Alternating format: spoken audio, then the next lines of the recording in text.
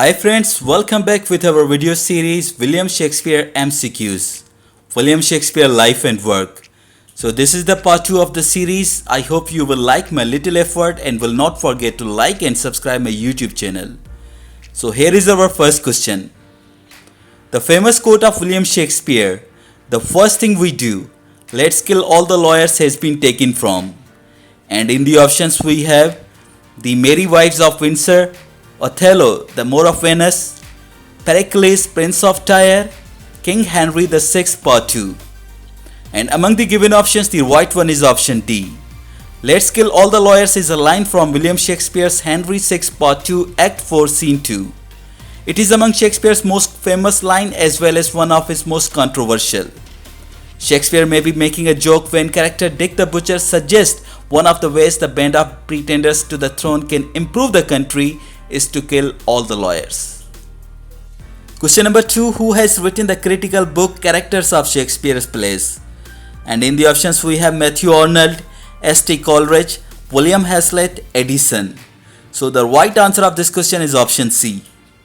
Characters of Shakespeare's Plays is an 1817 book of criticism of Shakespeare's plays, written by early 19th century English essayist and literary critic William Hazlitt, composed in reaction to the new classical approach to Shakespeare's plays typified by Samuel Johnson.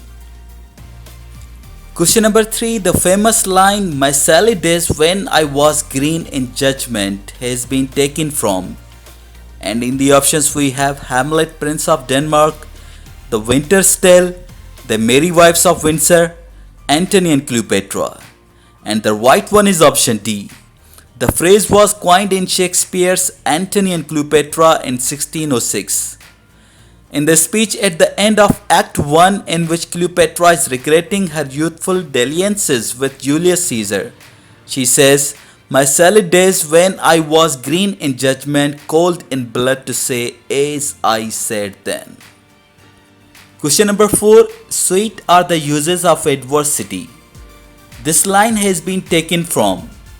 And in the options we have Romeo and Juliet, Twelfth Night, Hamlet, As You Like It.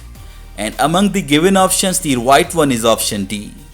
Sweet are the uses of adversity comes from the Shakespeare's play As You Like It. The character Duke Senior states this in Act 2, Scene 1.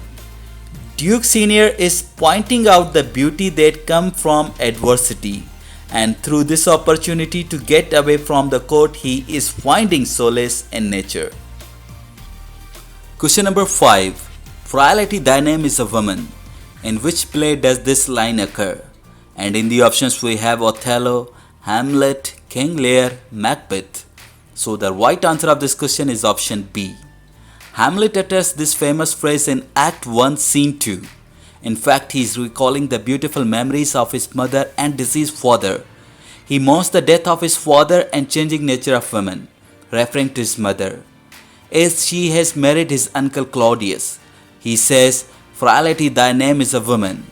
By woman refers to Gertrude, who is morally weak because she has betrayed her husband by marrying his brother Claudius just 1 month after her husband's death. Question number 6. There is a divinity that shapes our ends. This line has been taken from. And in the options we have Macbeth, Hamlet, King Lear, none of these. And the right one is option B.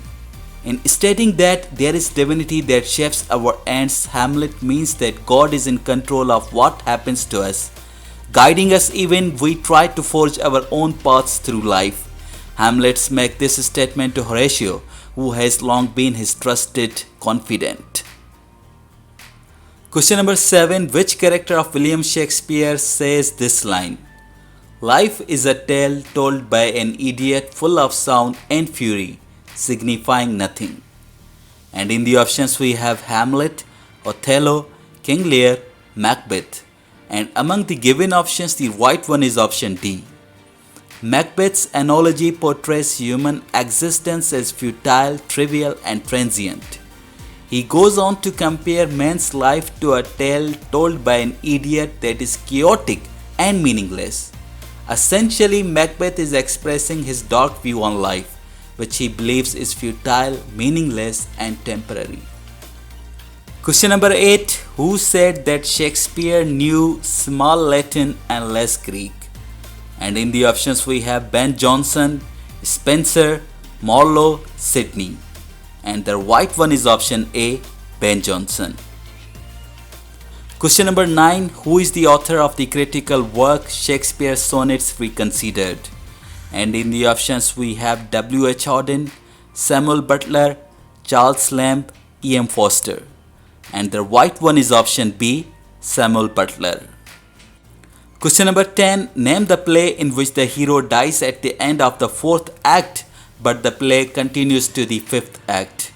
And in the options we have Antony and Cleopatra, Othello, Macbeth, none of these.